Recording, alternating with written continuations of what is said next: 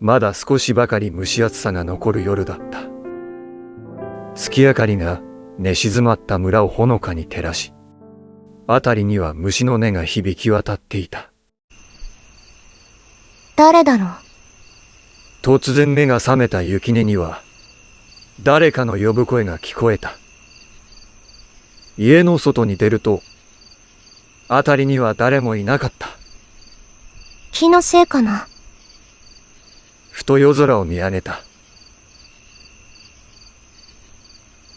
満ちた月が雲から顔を出していた。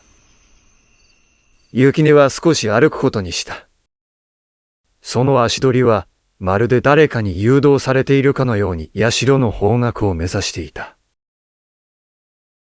社に着くと、さらに奥へと続く道を進んだ。そういえば、この道を通ったのは初めてかも。そうすると、月明かりに照らされた大きな岩が現れた。この岩、祀られているのかな。施されたしめ縄と、歴史の深さをにじませる苔はその岩の神々しさを際立たせていた。すると、誰かの足音が近づいてきた。こんばんは。こんな夜更けにどうかされましたか？現れたのはイリ様だった。イリ様。誰かに呼ばれた気がして。この岩は岩倉といって、社で祀っています。私は時々ここで座禅を組み、心の鍛錬を積んでいます。イリ様は持っていた酒を岩倉にかけながら話を続けた。かつてこの岩に、大いなる災いの終焉として、雷がこの岩に落ち、祈りの音が宿ったと伝えられています。なんだか不思議な岩。心が澄んだものだけが、岩の奥に眠る声を聞くと申します。イリ様は聞こえるの？はい、あまり長くは聞いていられないですが。少しだけ触ってみたい。あまりおすすめはしないですが、この岩に触れる際は、敬う心で行ってください。わかりました。そう言って雪音は岩倉へそっと手を差し伸べた。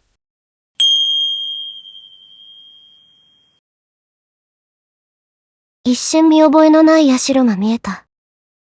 それと、笑い声が聞こえた気がした。おそらくは過去の記憶です。雪音さんには一つの心の力が目覚め始めているかもしれません。なんで私にそんな力も？社にある巻物に書かれていたことですが、木の心が交わるとき、一つの心の伝承者が現れると。一つの心の伝承者。雪音さんがそうではないかと、あがり様と話しておりました。社に仕える巫女は、勤めた年数に応じて、貴殿の巻物を広げることが許されます。3年ものの巻物から始まり、次は12年もの、そして36年ものと続きます。そんなにあるんだ。はい。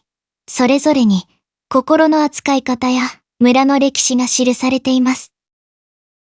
私は12年ものまでは確認しております。イリ様はいくつの時に巫女になったの？私は14の頃から巫女として社に勤めています。そんなに早くから。先代のイリ様が3年ものの巻物を確認する前に巫女の掟を破り、やめてしまったので、急遽私が選ばれました。掟って？巫女は男女として結ばれるのを生涯禁止されています。先代入り様は、おひみ村の男性と恋に落ち、おひみ村へ嫁ぎました。まさか、それって。あなたの母親です。ママは、巫女だったんだ。どうして教えてくれなかったんだろう。私は、月音さんが掟を破ったことを、運命の導きだったのだと。12年ものの巻物を読み、確信しました。その巻物には何が書かれていたのかな。お伝えできることは、おひみ村とお月見村の人が、それぞれ惹かれ合って結ばれることが、これからの未来をより良くしていくということです。私たちが持つ火付きの心が交わるためには、一つの心は欠かせません。月音さんがてるさんと結ばれたことは、一つの心を芽生えさせる意味で、重要な出来事だったのです。イー様、一つの心って何ですか？全貌は謎に包まれています。私が現段階で知っていることは、優しさの中に力を宿す心、怒りも悲しみも包み込む、一つの光です。包み込む、光。もしかするとあがり様が何か知っているのかもしれませんが、最後の巻物でもその全貌は明かされてないはずです。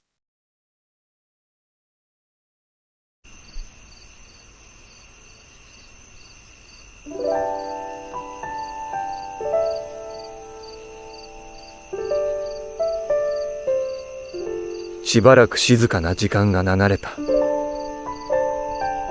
木々の枝葉が夜風に揺られ奏でる音。虫たちが我ここにと言わんばかりの強き命の音。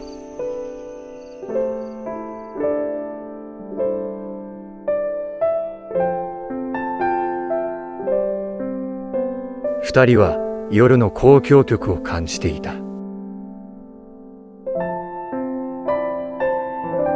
こうしてお月様の光を浴びて自然の声を聞いていると、いつまでもここにいたいと思わせてくれます。しかし、今夜も終わりに近づいています。さあ、雪音さんは家にお帰りください。今日はいろいろとお話できてよかったです。少し名残惜しさを残しつつも、雪音は帰路に着いた。夜風がそっと頬を撫でた。あの岩の声がまだ胸の奥で響いていた。